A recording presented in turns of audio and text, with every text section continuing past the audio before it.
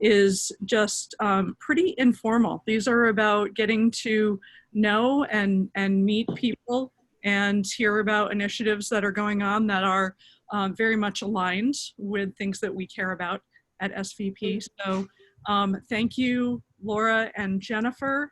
And for those who don't know Laura, because I'm going to do a very quick intro and then turn it over to Laura and Jennifer for the discussion. But Laura is a managing director at JP Morgan. And in addition to that hat, has worn many hats in the community and worked within the community deeply, including the Advisors Council for Fairfield County's Community Foundation, as well as supporting Women Moving Millions, Junior League in St. Mark's Church. And that's actually just a snippet so that this is not a very long introduction. But thank you very much, Laura and Jennifer, for speaking with us on your efforts today about Girls with Impact. Excellent, thank you. So thank you all for giving me the opportunity to host this conversation today. I got to know Jen last year and was so impressed by her and the work she was doing with Girls with Impact. And I think a lot of this work is extremely timely, given our need to lift up young women in our community and women of color and all diverse backgrounds. So I wanted to provide a little background on Jennifer to give you a sense of who she is and what she's accomplished so far, and then let her really speak about the program. So I'm going to jump into that. But so Jennifer's got a tremendous background. She worked, while she was working in the financial industry and serving as the on-camera money expert for CBS TV in LA, she got the idea for a new innovative company as the internet was booming, which was called the Women's Financial Network, which was the first online company focused on serving women's financial needs.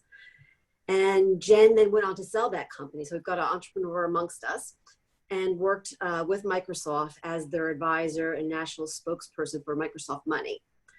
And at that time, she also authored 3 books, What's Your Net Worth, which was turned into a PBS show, which she hosted. And as you also hear from Jen, Girls with Impact was developed while she was in Davos during her time at Mercer, serving as her CMO of its When Women Thrive research platform. So if you get a sense from her background, supporting women and girls has always been a common thread through all the work she's done and done very successfully. Just before COVID broke, Jen and I partnered, we did a breakfast, I know a few of you were there, to really kind of bring together community leaders and philanthropists to really kind of highlight some of the work that she's doing, which is really more necessary than ever now, as I mentioned earlier. So I thought we'd just spend a couple of minutes letting Jen just jump in right now. And as you said, we want this to be interactive. She has a presentation that she's prepared for us that we'll go through, but feel free to ask questions. And I think it'll be a thoughtful and interesting conversation. So Jen, I'll just turn it over to you now. Laura, thanks so much. And by the way, we've got the FCCF on. I have to say that, we are here thanks to them about 3.5, 4 years ago. So we are so grateful, and the time is so interesting right now. How many of you have daughters? And how many of you have been playing educator at home in this whole COVID situation? And how many of you think that education is really going to change forever because of what's been going on? And how many of you wouldn't raise your hands no matter what I said? Okay, so it's really a very interesting time, as you know, and what I want to talk a little bit about today is the convergence of technology and really how this is our moment around women and all the things that we've been talking about really for decades to some extent. I'm going to begin with some data because I think it's super interesting around Gen Z, and then I'm going to talk about Girls with Impact. But I love this quote from Melinda Gates because when you think about it, the impact of investing in girls, it's really like 3 or 4-fold. It's the lives of them, it's our communities, it's our economy, workplaces, and even the policies that, go on to impact the rest of us. Laura hit on Davos, and I just want to touch on that because I'll tell you, it was about 5 years ago, I was in Davos at the World Economic Forum, and literally this topic of women, which again, we've heard so much about, went through the social media sphere crazy. We had like Christine Lagarde, the head of IMF at the time, and the CEO of Coke, everybody talking about it. And we sort of scratched our heads and said, you know, it's a long haul to change corporate American bureaucracies. And so we decided it would be better and smarter to focus on the next generation of women and really train them better, because our schools aren't fully equipped to do that. They don't have all the time of the day and the expertise. And so that was really the genesis of Girls with Impact. With COVID, it's, you know, never been a better time, because as we're going to talk about, you know, when COVID broke out in early March, we actually did a broader push to make our program accessible free. We've got about 1,000 girls as we speak right now enrolled. Most of them are from Connecticut. We are headquartered in Connecticut, so we are very much focused on impacting the young women here. And so as we'll talk about over the next, you know, 30 minutes or so, it's really an opportune time, I think, right now with Gen Z. They are the next generation after millennials. Probably some of us may not know what Gen Z is, but they're the folks who are just entering the workforce. They're age 23 at the height, but they're comprising now the largest segment of the population. And when you think also not just about the Black Lives Matter movement and this huge focus that's finally getting real resonance, you know, corporate America is now more focused than ever before. We are now working super interestingly with J&J, starting with their Latino network, because the leaders there at the highest levels still see that Latinos don't get the same kind of college education and earnings as everybody else. And so I think this is a really exciting moment, but it's one certainly that we need to harness. And my hope is that that we can partner together in some way. I got to meet some of you earlier. So I want to start off by just giving you a little bit of background on what is inside the minds of Gen Z, because even pre-COVID, they are really driven by entrepreneurship and social change, like at a level that you've never, I think, expected. And it's the case for both men and women. We decided to do a national survey. We surveyed about 500 men and women, 14 to 22, really diverse group, as you can see. And just to give you a feel of what the key findings that we found with them, we asked them, you know, what's your outlook? What are you focused on? What are your biggest concerns? And without question, the two big things that stood out were, I want to be successful and I want to get a job.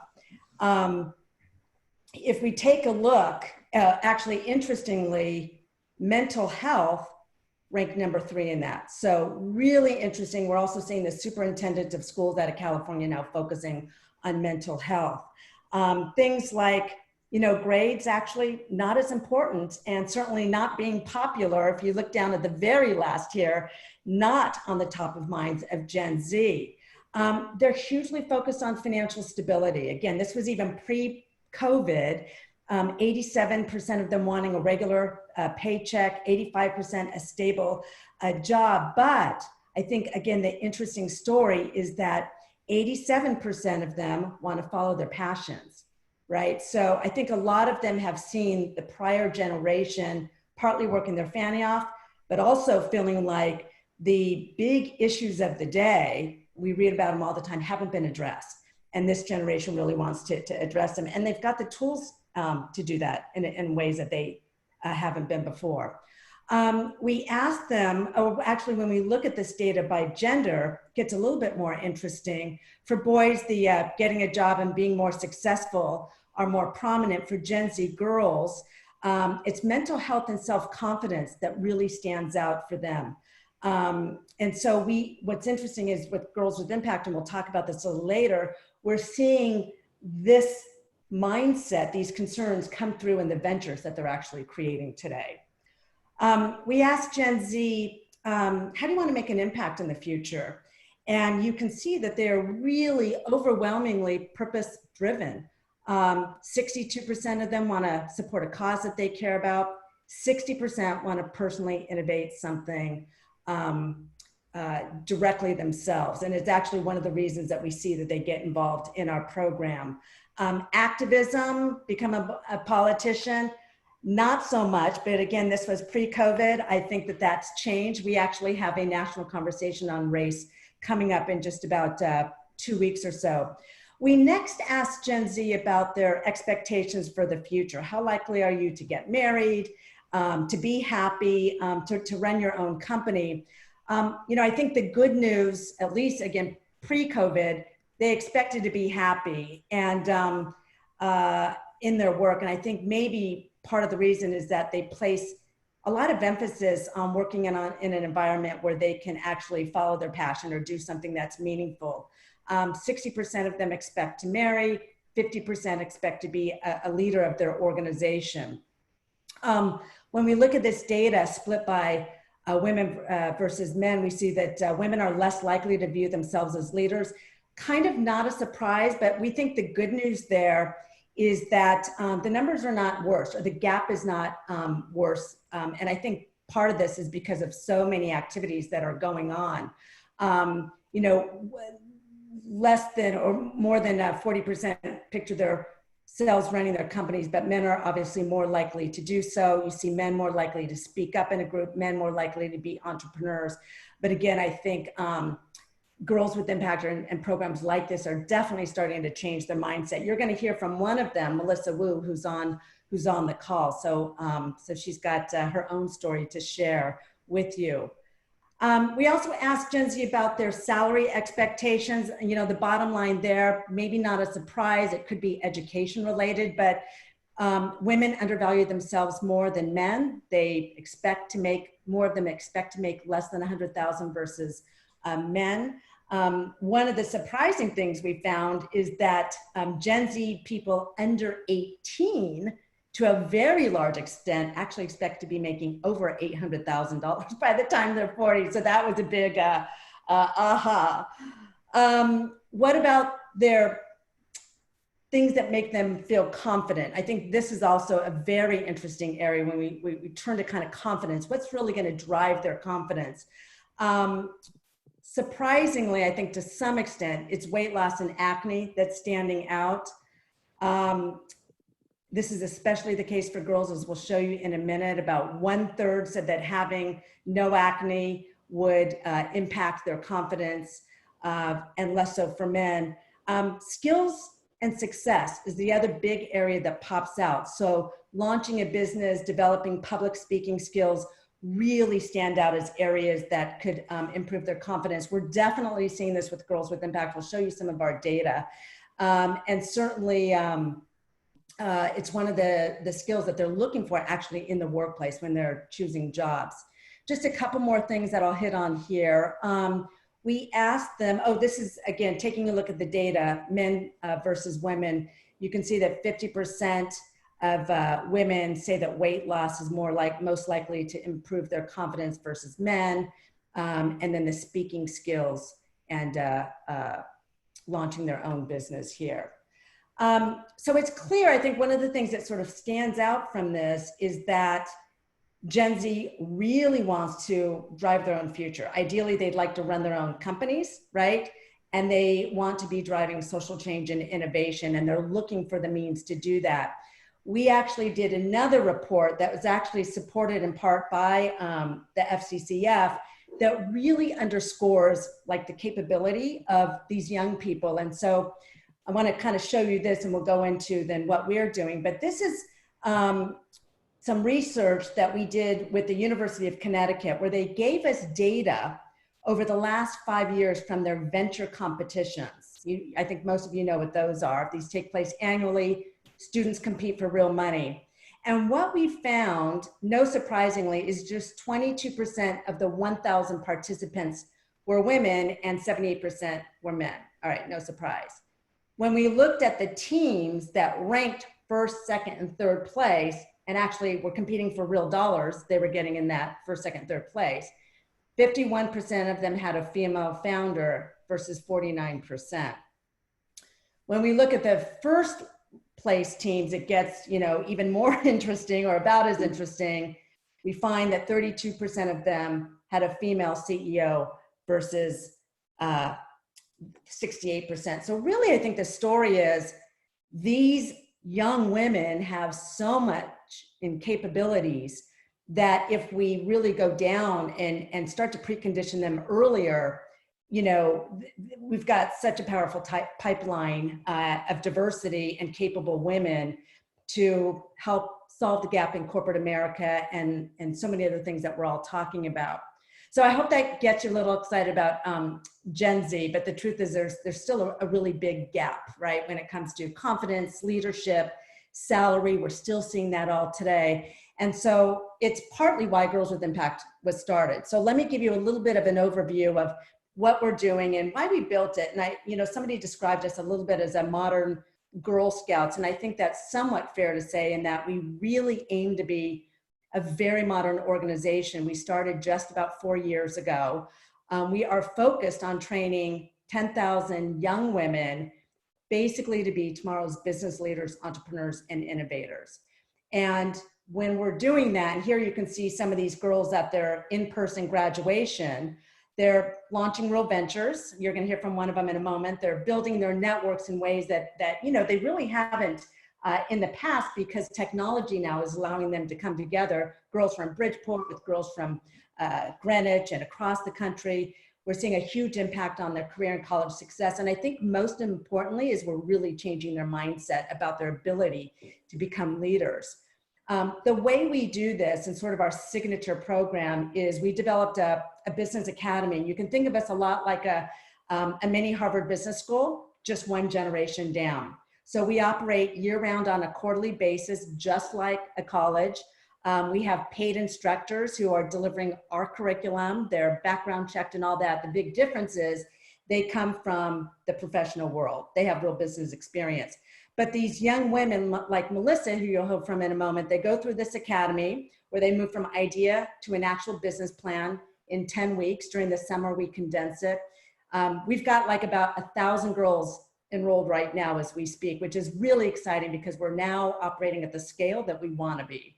Once they finish that, they have the option of going into the boardroom where they're paired with mentors who could come from our corporate partners, and that allows them to bring their projects to life. We have one really exciting, we have lots of exciting stories, but one happens to be very timely given the Black Lives and Diversity movement. This young woman from the Bronx actually is launching Mirror Me Diversity, which is a book sharing platform, but designed to open up people's minds to reading books from authors of all backgrounds.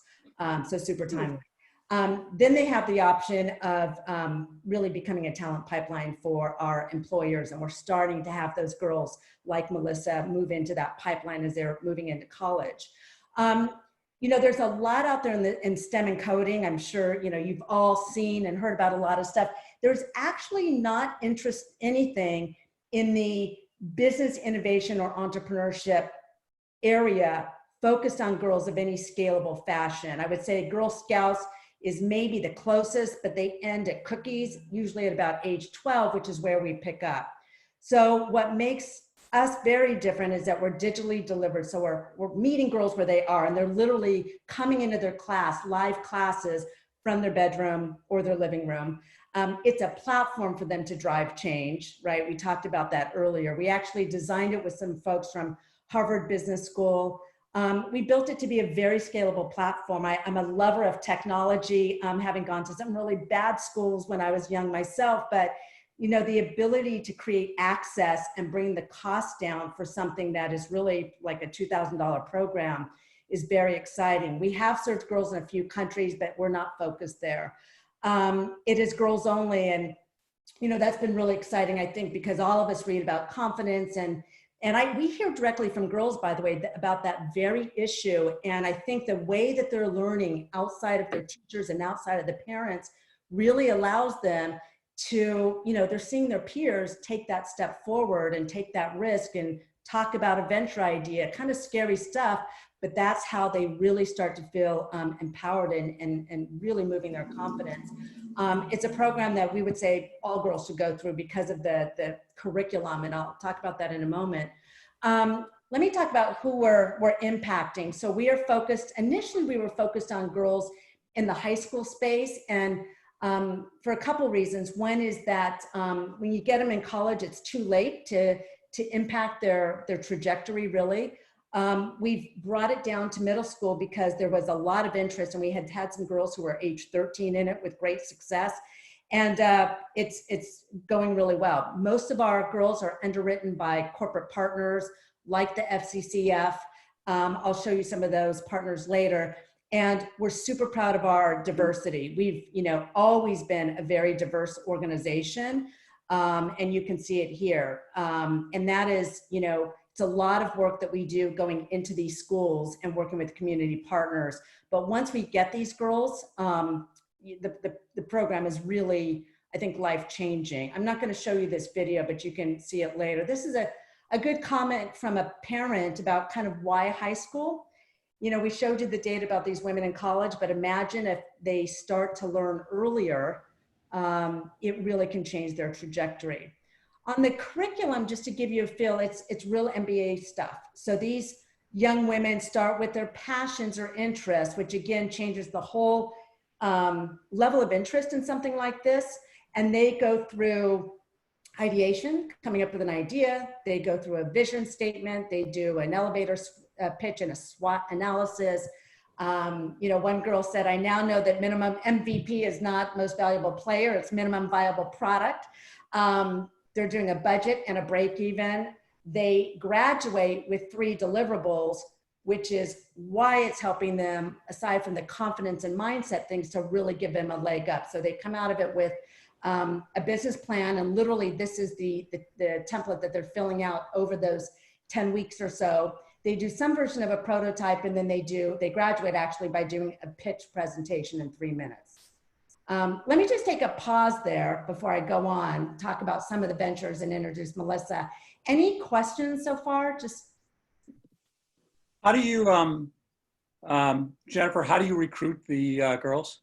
The girls, we work mostly through the schools and then community organizations. So for example, like a Reach Prep for Prep, Girl Scouts to some extent, but mostly in through the schools. What schools are you working with? You mentioned that most of the students are here in Connecticut. Where are you? Yeah, they are, and I'll show you some data in a moment. It's literally about 180 schools that our girls come from. But in Connecticut, we focus particularly for our corporate funders, we're focusing on those low and moderate income areas. So, Bridgeport, Hartford to some extent.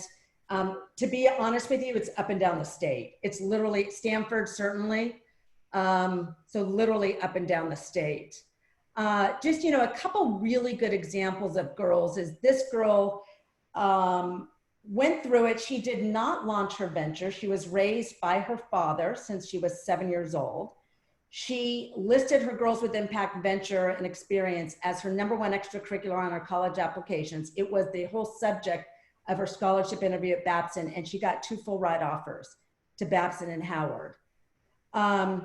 This young woman was in our pilot, like long time ago. She had an idea that, was really before its time. It was, just before the immigration news was really covering the papers. It was born out of her experience from her classmates asking like, gosh, what if my parents get deported? What do I do? They didn't know what to do. They weren't comfortable talking to administrators, obviously. So she had this idea for an educational, informative platform. And, this next summer when immigration was still in the news, we picked up the phone to her and her mom and said, it's time to get this up now. You can do it this weekend. Here's where you go to do it. We'll take a look. She did it. And we got international news, and her mom's the primary breadwinner. This is an interesting story. This girl's from Greenwich. Her mom is the primary breadwinner. She could not afford her first choice school. She went and visited her second choice school, talked about her venture, showed them the press clips, and she said the next morning they called me into the guidance office. They handed me a $20,000 check, put me into the honors program in business, and gave me a seat on the mock UN. That has happened numerous times. when the colleges are giving the girls scholarships, they automatically put them into the honors program in business because they don't see girls with this kind of experience. And this girl is really off on an innovation trajectory. She keeps in touch with us. Really exciting. Some other ventures, just to give you a quick sense, mental health, really big issue. You can see here, recycling and the environment, another really big issue. This girl, some of you may have seen this, but she's from here. She modeled her venture off of Impact Fairfield and created a teen giving circle, and it's been off and running. And you can imagine the leg up that it gives her in college. Some other ventures, I love the creation of these women jerseys. You know, her angle was, when you look at professional cyclists, there's only like, I forget the number, 8% are women. You know, anxiety subscription box. This is a really great idea. The babysitting, get me a quick babysitter, I need it now, pre-screened sort of by peers. So some really neat ideas. And Melissa Wu, who went through our program a little while back, is actually now interning for us, had a passion actually for STEM. And I think, Melissa, let's just start with like, why actually did you want to go through Girls with Impact? Well, I think when I first heard about the program, I heard about it through my high school, and I was really, really interested in the idea of gaining not only the skills, but the confidence and the technical know-how of how to launch my own venture project and kind of translate something that I was passionate about in my classes and extracurriculars to a nonprofit that I was able to launch and really show myself that when you're willing to work with others and you have the support systems that Girls with Impact really provided me with, there are so many ways to turn your passion into something tangible. And how has it impacted you, would you say?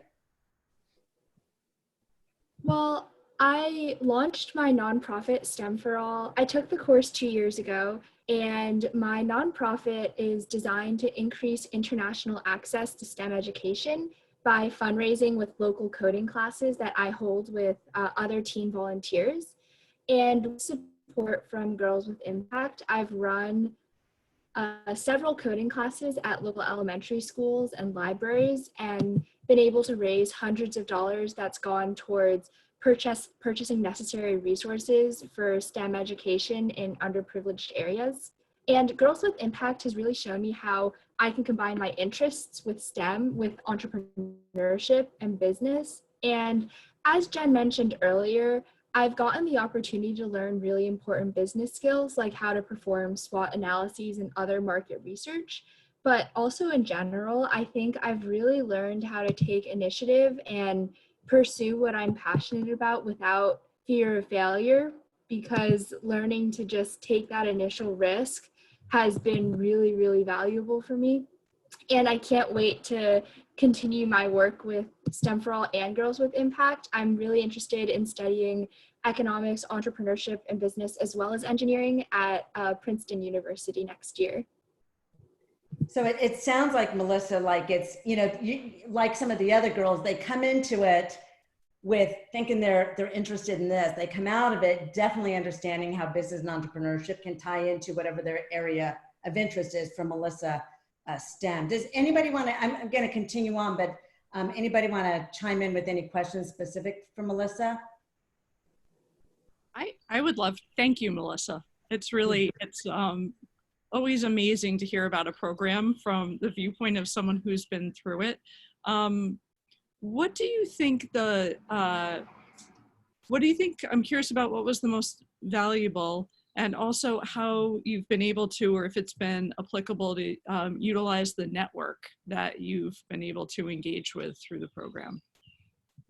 Yeah, I think that the most valuable part of the program in general was, I think, those soft skills and the ability and recognition of the power that us girls have. Like, I've always been interested in having some type of nonprofit like this, working with my friends to be able to fundraise for a cause that we're passionate about.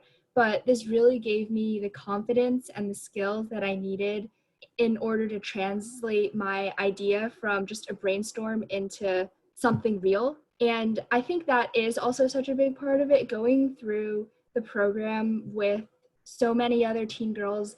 A lot of them, actually, most of the people in my class weren't from my school. You know, I'm getting to know girls from all over Connecticut, from all different backgrounds, and kind of going through it together really taught me that there's something really, really valuable in finding strength from each other and kind of learning together. And as we've all gone on to launch our own ventures, we definitely keep in touch, and having that network of, so say I'm launching my own program, someone else is launching an app, the idea that we can like contact each other if we have questions or just brainstorming. And also, in addition to the peer network, we have tons of resources with the boardroom and other adult mentors that we can continue to stay connected with. That really gave me the confidence to take that step, and the feeling that, you know, I could do it. Like, I was really nervous because I wasn't really sure if, like, you know, public speaking is a little nerve-wracking, being able to approach schools and kind of pitch my idea and talk to them about the importance of coding. All of this really came as a function of going through Girls with Impact. Oh, that's I really, think that the structure is sort of the key, right? As one parent said, it's, you know, you can have an idea, but if you don't know how to get there, it's not going to get off the ground. And I heard a lot of risk taking from Melissa too. I've heard her say just, you know, stepping out. And remember that the ages 8 to 13 are when girls have a, you know, 30% drop of confidence. So another reason it's so important. Let me share some of the data. Now we'll get to some data. I'm a data nut. We collect probably about 25 pieces of data on our girls, particularly from a pre and a post assessment. So this is just a sprinkling of it, but we assess their confidence in themselves becoming a leader pre and post program. Their tech skills, because they're doing things, they've got a lot of activities, their public speaking. The classes are very engaging. It's not like a lecture. So they're, you know, they're called on as like, yikes, you got to be ready. College readiness. We're also seeing really big ability to differentiate themselves in college. Their cash management skills, but also more likely to save for their future. We also added the question because we had a hunch about, are you more likely to major in business and entrepreneurship? And I think that's like a really great story. We talked also about the scholarships. Just a couple other more I thought would be interesting. How comfortable are you in an interview situation? Pre-academy in orange and post-academy in pink. So you can see much more greater increase, feeling comfortable. And then how confident are you that you could become the head of an organization or a top decision maker after Girls with Impact, 38%, feeling very confident. So like that's, you know, really great stuff. Just to now kind of drill down to some of the more data. So we've put about 1,300 girls through the program, most of them through the academy. We do these one-off workshops, partly as a recruiting thing. We've done those at the state capitol for International Women's Day, did one in Bridgeport. So we do a few of those in person, and now they're online. We have always been live online, instructor-led. The only thing that's changed is our graduations, where they had to pitch their ventures, used to be in person on a Saturday. We used to call it a super Saturday. The parents would come. We might do it in an employer space, and they would bring their employees. Really fabulous. All of our corporate funding goes to low and moderate income girls, girls who want to come into the program and don't fall into the region supported by our partners, et cetera. They pay the tuition. And our cost, I'm going to show you this in a second, but our cost to put a girl through right now is about $650. If you look at the value of the program, it's definitely worth more than that, but that number of $650 goes down as we can scale. If somebody were paying the tuition, it's $495, and then at times we're doing discounts off that. So that gives you a feel. It comes out to about $50 or somewhere between $35 and $40, $50 a class. Very different instructor versus most other curriculums because we have a much higher bar on those instructors. Very focused on the Eastern Seaboard. We started in Connecticut. We're headquartered here. That's why it's really exciting to to connect with you guys. And then we've sort of like branched out partly kind of naturally. We talked about the diversity. These are some of the top reasons that parents and girls sign up. For girls, I think that the big reason is they either want to get ahead for college or they want to do some social impact venture or actually be an entrepreneur. A lot of them want to. Facebook has a data of high school kids. It's a huge number who want to run their own companies. These are the parents. As I said, we have about 186 school partners. And then we have a teen council made up of girls like Melissa, very diverse, and they give us input and act as ambassadors. To just kind of put an overall wrapper around what we do. So they come into the Live Academy, 10 weeks, not 9 weeks or so, live instructor led with a platform underneath where they access their homework assignments. They graduate doing a venture pitch. This is some girls when we were doing it in person. And then they're moving on to either launch their ventures. As you can see, these girls, Kelly in the middle, both got a scholarship and her job as a result. She's from Bridgeport. And then there's Melissa doing her own thing, speaking at one of our events. Our goal is to put 10,000 girls through. Partly, we think all girls should go through, but it's partly a really nice, candidly, a marketing hook for somebody, including a philanthropist who wants to do everything from like, I really want to have a huge impact. I want to get behind 10,000, or we focus on regions. But just to show you our plan as it stands now, pending somebody, you know, giving us 5 million or so. Over the next year, we'll put 2,000 girls through. So impacting 2,000 girls with 2,000 ventures, about 5,000 girls in economic impact. We might add 1 to 2 regions with corporate support. Our academy costs about $350 if we don't have to drive recruiting. We do these one-off workshops, and employees can be engaged as mentors. They can nominate girls and they can serve as ambassadors. So our budget for that would look like that. For the next year, it would be 4,000 girls, cumulative impact 12,000. The price per girl drops. The more we can go be putting through in any year, the more we can drop the cost. And then 7,000 in year 3. Our partners, just to give you a feel, Ethel Walker is in pilot mode, bringing this to all of their girls. She thinks it should be a program for all of them.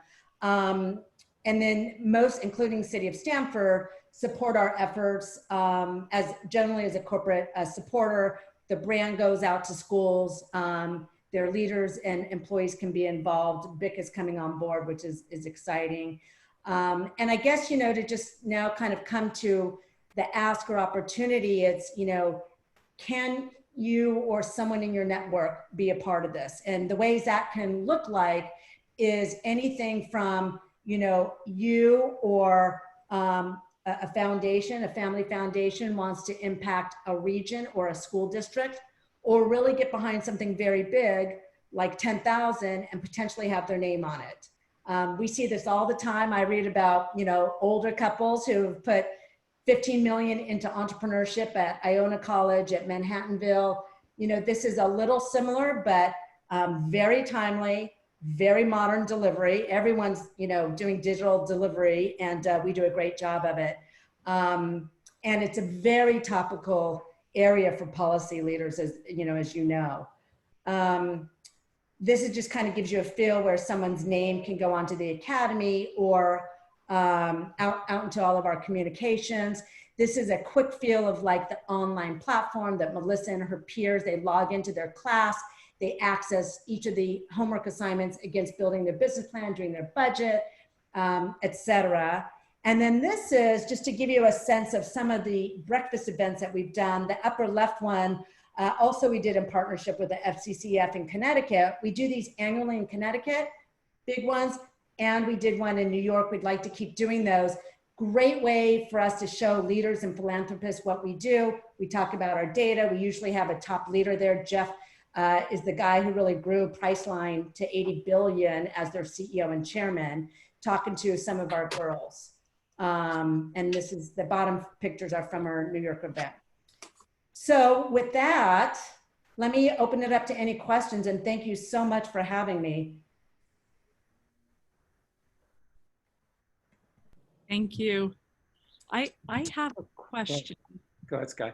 Oh, sorry. So my question is, what do you think is the main hook for the corporate employers? Is it because these students are a little young to be a direct talent pipeline? Is it employee engagement, or what are you seeing? Yeah, that's a great question, Sky, because you are right about that.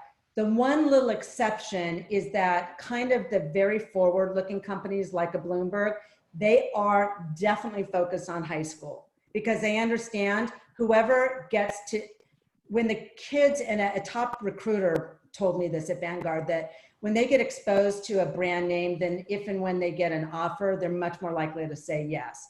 But in general, you're definitely right about that. So employee engagement is the big one.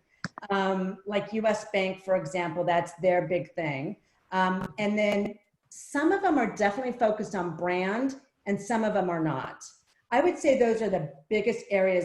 If they have foundations, a lot of them definitely have a hook that an area that we fall into, which would be women and girls, economic or community impact, youth career readiness. We fall into all those, and certainly entrepreneurship.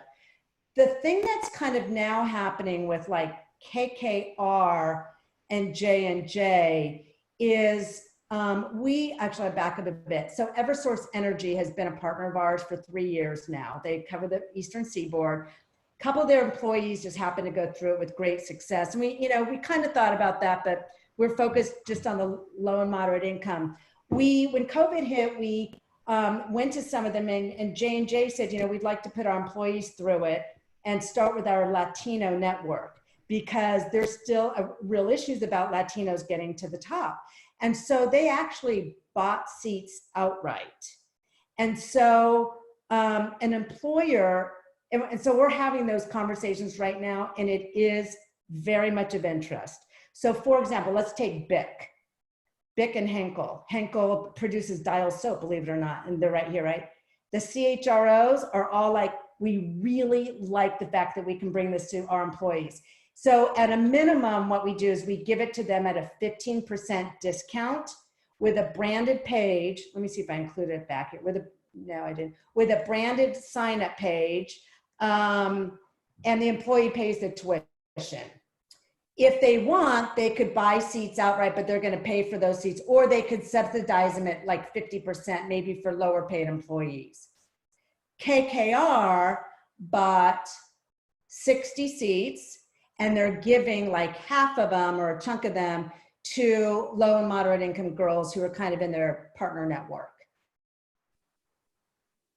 So thank you. I have a question. Do you charge the girls and their families for participation in the program? We only charge a $20 application fee. And the reason we do it is for skin in the game, because we do a ton of work, like that's way more for the outreach, recruitment, all that stuff.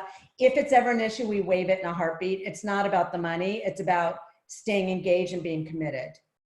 And how do you define low, moderate income? It's based on the state. I forget what it is. It's like at least 75K, I think. Okay. So it's whatever the state guidelines are. And what was the connection for Connecticut? You just decided to start it here, or what? Oh, I live here. Okay. I'm here, and we started. So my downside is I always think big, and I go really big. And I decided this time I'm going to force myself to act local first and not go out and do some big dog and pony shows. So we started with the schools next door, and we basically branched out from there. And because we're here, and that was it. And it's local impact. And obviously, as you guys know, even what the governor's talking about, everybody talks about talent. I think we have one of the best platforms that the state and folks should be all over. We do a bang up job, bang up. And employers want talent and they want diverse talent, right? And then you've got movements like the 30% Club, et cetera. Personally, I think a lot of people talk about it, but they don't actually really take action. I think we have a great platform to do that. How big a team do you have right now? How big of a team? Yeah. The full-time employees is about 5. And then we have like, we have an advisory board of like roughly 15. We have probably about 20 coaches. We have a pool of coaches and all of them are 1099s. And so very much like, you know, if you're an adjunct professor, which I have been, you know, it's run that way. And then I think that's, and then how big of a budget are you now, Matt? Just about like 350,000. 350,000. Really, with that large a team? Really, Mark. Yours truly has not taken a salary the whole time. Okay. Yeah. And I guess kind of my question is, as you think about kind of, you know, this being a platform for, you know, low income or less advantaged communities, could you give an example of that, of how you make it happen in, you know, outside of, you know, not private schools, but, you know, kind of Yes, in a more public school kind of environment? absolutely. So we make direct and personal contact with usually the guidance leader there. And we ask that they become a partner school, in which case they're going to get at least 5 slots for low and moderate income girls in the program. We send them communications at least quarterly because we're recruiting quarterly. And then we do things like, just to give you an example, we do these one-off workshops that are a 2-hour introduction to entrepreneurship.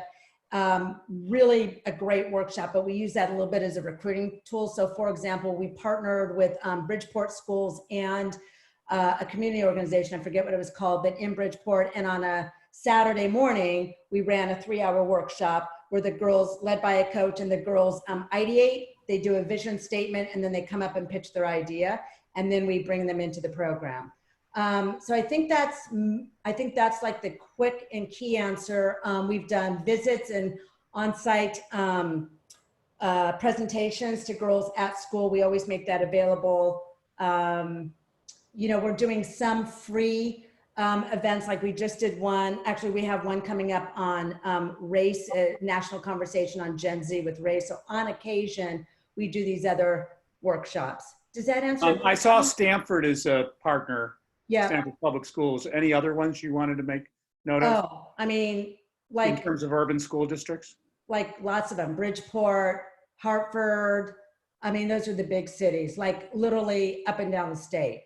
And the other thing I was curious about on the employer side is, because SVP supports the Governor's Workforce Council.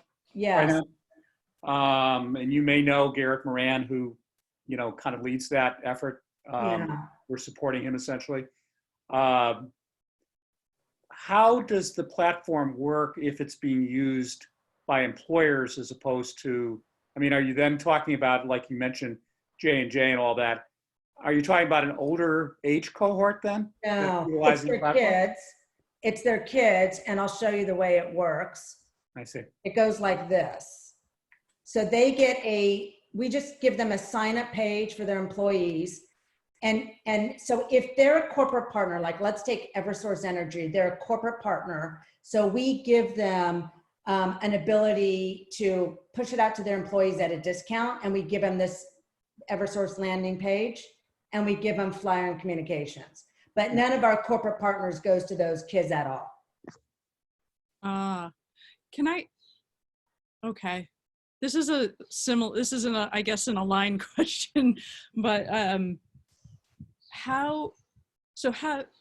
thinking of a little bit about adults too, and if you've ever thought about adapting for like non-leaders in the nonprofit space, because you have I'll tell you where we have thought about it and why. Like I actually have a call today with Capital Workforce, but and why I want Garrett, and I have not connected with him, but I really think we have everyone because of COVID, they're focused on workforce training now, particularly for 18 to 24-year-olds. We could do that with this platform in a heartbeat. It's not much of a stretch at all to go a little bit older. And the reason we haven't done that is because we just have to focus, and we can't do that until somebody really funds us appropriately.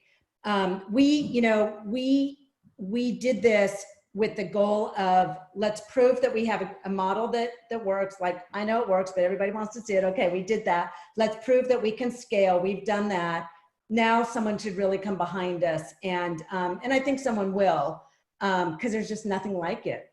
But it's finding that right person, or it could be a government entity. I'm going to have to drop off because of the 12 o'clock, but one thing I would, the one piece of advice I would have, yes, related to what you just said is, there is going to be a program that Garrett's going to oversee of grant making that has to be done now for training either unemployed or opportunity youth.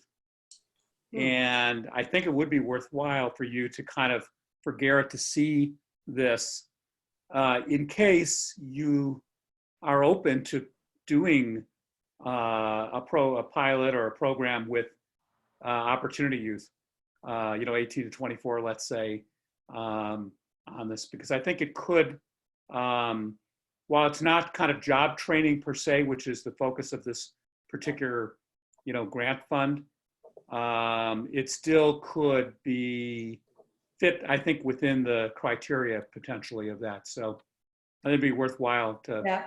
And we've I added. can set that up if you want, or unless you already are. I would love you to, because that's what I heard from the Economic Development Office, and someone was supposed to connect me with him and didn't. So I would love that. I had heard that about the grant thing. And Mark, the kind of one-off workshops that we've added, I didn't go into it, but we've added a bunch of future skills workshops. We're offering them just to girls, but they're exactly the kind of thing, you can easily kind of build off of that. So that's what we would go to him with, and that would be fantastic. If you'd like, I could send you like something that you could work from. That would be great. If you could just send me your contact information and that. Okay. I'm Mark at svp-ct.org. Okay. I'll get something set up with Garrett on that. Thank you so much. That's great. And thank you so much. This has been really great. Thank you, Mark, for having me. Oh, I have a final question. Yeah. You could probably find this I'll probably look on the website, but I'm curious about how I get my niece involved. So you would absolutely love this. Yeah. You know what? Like, yes. I mean, I could just send you a link directly to just tickle you. But she would just go right online. There's 5-week and 2-week summer camps of the Academy that start July 6th. Okay. So yeah, absolutely. We have people who are doing that. And sometimes folks are, coming on with friends. So definitely do that. I put my near 11-year-old in as the intro workshop just to see if she was if there was any chance she was going to say she liked it, because she's heard about this for like 4 years. She actually liked it and said she was going to the Academy. I couldn't believe it. So. Hey, Jennifer's Laura, have you had any communication with Horizons, their summer programs? I'm wondering if there's a fit there at all. Maybe for the older. Yeah, some of their girls have gone through the program. Okay. They're in I think we communicate with them pretty regularly. You do? Okay, good. Yeah, yeah. And one thing I'll just share that came out of Laura, the breakfast that we did at Susan's, and I'm just sharing this more for Sky and stuff, is, so I followed up with pretty much everybody from that breakfast. And a good example is I got on the phone with one of the women, talked about what we were doing. She said, oh, why don't I pull together some people and whatever. And I thought it was just going to be friends. It happened to be her sisters, who are all trustees of a family foundation. And the next day they sent an email and gave us 17,000. Those are the kind of, people who have funds. They're putting them in places, really helpful. Yeah, absolutely. So, yeah, I think that clearly you're tapped into the right networks. And I think what is so exciting, I'm glad you're going to follow up with Mark. It's really exciting from not only a, potential attendees kind of point of view, but I also think it's a really powerful type of platform. Frankly, it's the type of training that people do need when they're often getting started. I mean, and it depends on, even if they've come from, you know, depending on where they've come from with a business program, yours seems very clear. And, you know, let's just at 10 weeks, A to B, and here's our outcomes. Right. And I really do think that there is something that is applicable, particularly around nonprofits there. And I know it seems to be a big interest for a lot of the young people you work with, but I think that people working within nonprofits right now would be, I think of the organizations that we work with or the networks that we're tapped into would find this to be incredibly powerful. And I don't know if you've had any of those conversations like with FCCF about their, because they provide a lot of trainings and offerings, you know, if this would be something that would be adaptable to, you know, a variety of nonprofits, because we've been trying to think along those lines. And when you mean adaptable, do you mean for us to train professionals of nonprofits? I think that's what I heard you say. Yes. Yeah. I mean, look, we could do it, but I can't do it unless there's like some funding, you know, that's more than $10,000. Like, yeah, it's just. Right. It would have to, it would be a, it would be an offshoot, but I think that there's a lot of, there's just interesting potential there. And I've seen programs like this, you know, run as a way of building capacity with nonprofit organizations. So yeah, a lot of really interesting. Yeah. I mean, there's, you know, you can imagine like there's so many places for us to go. And so we've been thinking about how, you know, like how to leverage it right now. I do think the kind of thing that Garrett's doing is one of the most interesting because now they understand the value of live online. We've done it. And frankly, to build out the curriculum is a piece of cake. Like I've done this for like 20 years. That's not the hard part. It's the funding and the students. Jennifer, do you, in addition to the entrepreneurial training, do you provide skills training, like tech skills training? Is that included as well? We don't actually, we could, but one thing I just want to show you is, let me just show you the workshops we're doing. I think it's working, there it is. Just to give you a quick feel. So these, we just added future ready workshops around money, taking the that we do, so money, solving a world issue, creating a website, email etiquette, college application, very easy to build it up, but we just, you know, without more girls, we don't want to add more or more, you know, more pipeline. Right. And have you had any issues, since it is a virtual program, with students having access to computers, laptops, and internet? No, you know, Camille, we actually asked that question when we were first getting off the ground. I actually picked up the phone to the principal in Norwalk because I figured, you know, he would know. And he said, you know what, like half of my students are doing distance learning. And that was 4 years ago. We still put the question on the registration just to see if we would bump into it. And the bottom line is it hasn't been an issue. Although I heard like Hartford up north, you know, during COVID, they definitely had some issues at home. Girls will occasionally use a smartphone on a class, not a lot. They usually have a device to do the activity. So we just haven't run into it. If we did on a large scale or semi-large, like we know exactly who we would partner for a loaner program, but just that, yeah. I think Norwalk's been pretty ahead, and it's shown in how quickly they've been able to respond, you know, during this time. There's been recent stories about some of the challenges in the paper in Hartford in particular. Yeah. And, you know, they have a good, you know, a chunk of students that they haven't even really been able to reach. So I think it's different. Yeah. On the system. I just have one very specific question. Who are you working with on the marketing and pitch aspect of your curriculum? Because I think that is a piece that is really incredibly valuable. And I've wondered, have you ever thought about breaking that out? Yeah, totally. We totally have. I think the reason we just don't have it on there is like we just said, okay, what are the ones that are most likely going to appeal to the most? I definitely think that's one. Definitely. So we did the website. as the first one in that space because it's super tangible. And, but yeah, I mean, I think marketing, yeah, but we need to just get more of a flow of parents and girls, which is the hardest work and why we need more funding because, you know, we can't really do real advertising, right? I mean, we don't have the budget for it. We'll do like little stuff like boost to social media, and then we do the schools.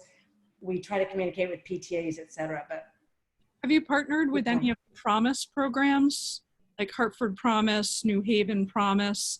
Because they're yeah, no, we have not. I'm taking notes of this.